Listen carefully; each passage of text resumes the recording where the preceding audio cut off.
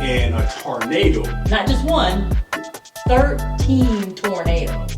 Just completely devastated this town. Yeah, this town and a lot of the surrounding towns. Yeah.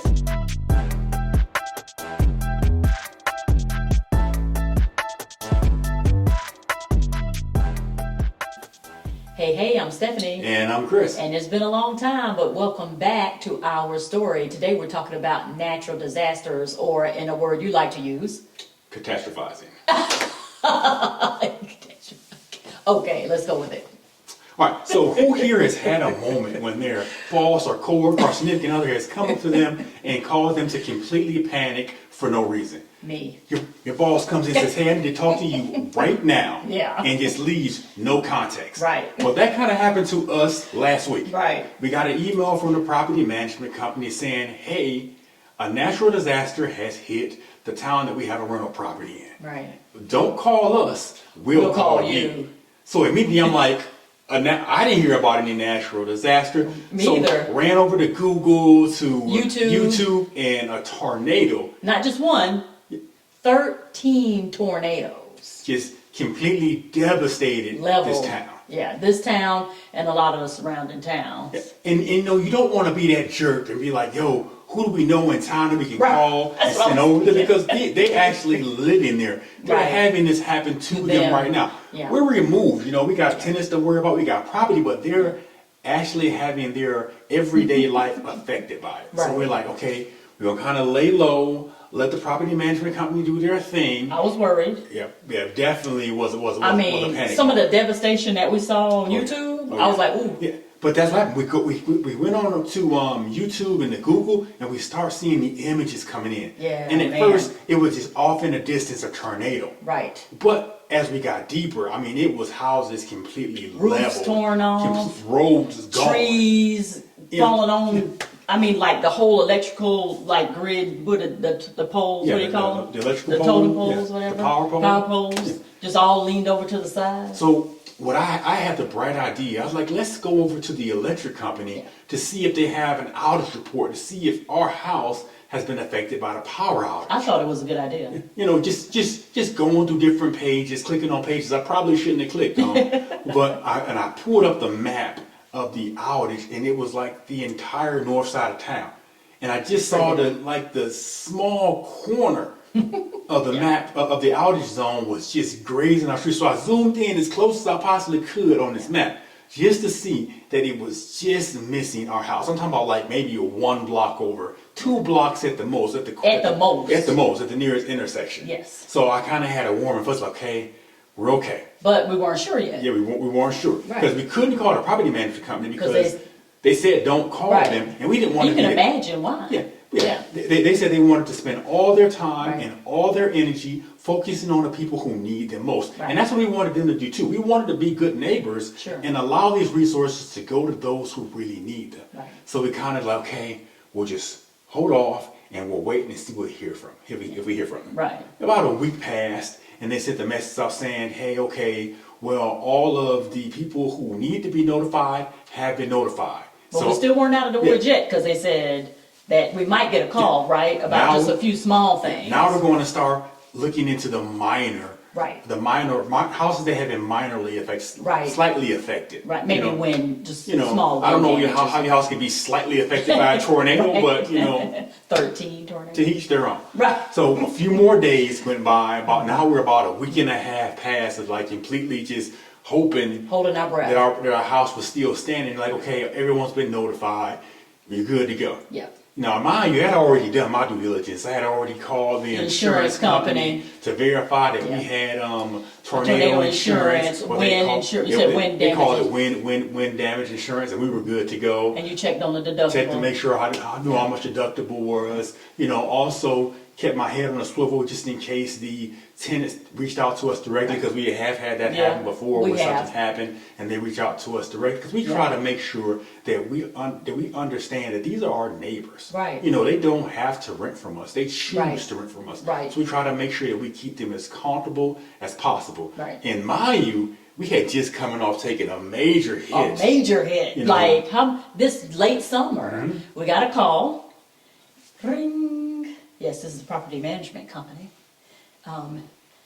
your whole HVAC system is out. No, she's not telling them that. Not the HVAC, the That's- whole climate control system, the Right. HVAC, the AC, unit. the compressor, all need to Everything. be replaced. So you know me, I'm like, okay, send me an itemized list of what you all need to replace. Right. And I'm looking at this thing, and they didn't Mickey Mouse this thing together. It's one kind of HVAC system, Yeah. another kind of compressor. I'm like, just take the whole thing out and give me a quote on that. Yeah, So- and just the whole system. And so they came back and all of the pieces matched and things like that. My worry is the house, both of the units were put in at the same time, obviously. This is a duplex, so You know how I'm it just goes. waiting on the other shoe to drop. When one goes, the other one goes right behind it. But luckily, we budget for this kind of thing. And I am happy to say we were able to get these people climate control, Yeah. AC, because we don't want nobody in no hot house Right. during the summer. We want them Right. to be comfortable. And the number one thing that I'm happy about through this whole situation is that the people, Nobody got hurt. exactly, the people who choose to rent from us Yeah. were 100% safe. They're safe and happy, and they were unimpacted. They were slightly impacted by this tornado, but not majorly impacted as far as not having a place to live or Directly. not having a place to work. So we're really grateful for that. So I'm so glad we're doing this video.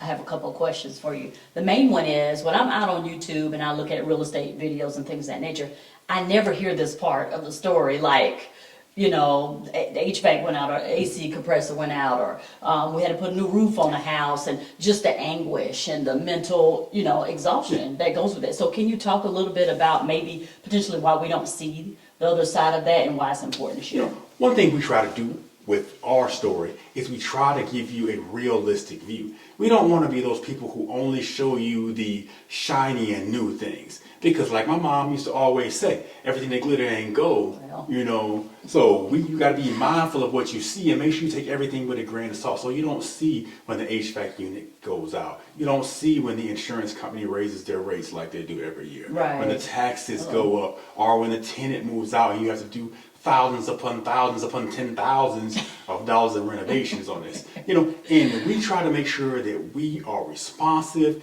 We show this and we show our tenants, people who choose to rent from us, that we're there for them. Because there was a story in the headlines of a property management company who yeah. completely mismanaged this. Yes. I mean, they were complete assholes, excuse my French, but they Don't were, bleep that I mean, out. they were just so horrible to these people. Right. I mean, these people, like I always say, they choose to rent from you. They choose to do business with you. They choose to have you in their life.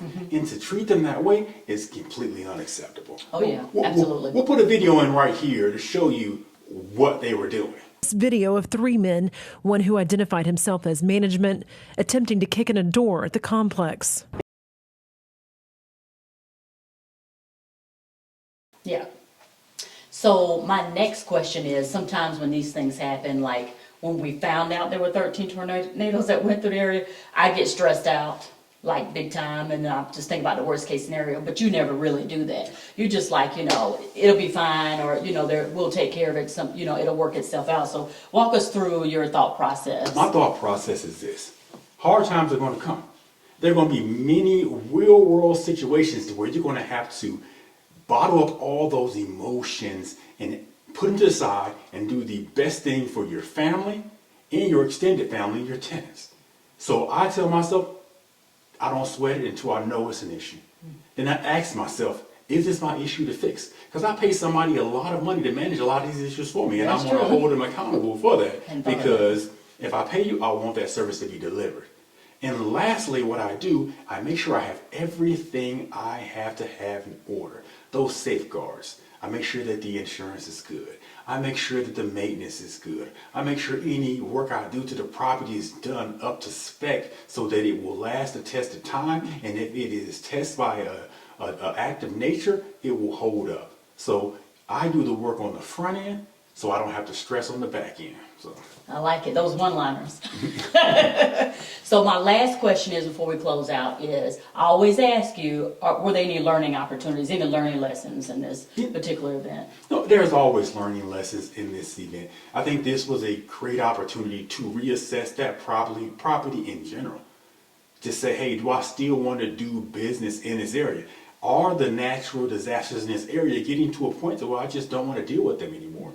is the property worth fixing? What's the value of the property, and what is the potential cost of fixing something like this? And how does it balance out? Another learning lessons that I always take in is another opportunity to practice patience, humility, and grace. I do not know everything, and I rely on experts to fill those gaps in for me. And I understand that people have been an earth angel to me, so I'm always looking for an opportunity to be an earth angel to others. Because if they would have called and said that that property was down, I would have done everything in my power to make sure that those tenants were happy, safe, and secure first and foremost. So those are the lessons I took from it. That's awesome. Well, thank you so much for sharing. And we just really appreciate you for tuning in and listening to us and our journey. And just remember, do something nice for someone today, and you can do it. And don't forget, we're just ordinary people trying to do extraordinary things.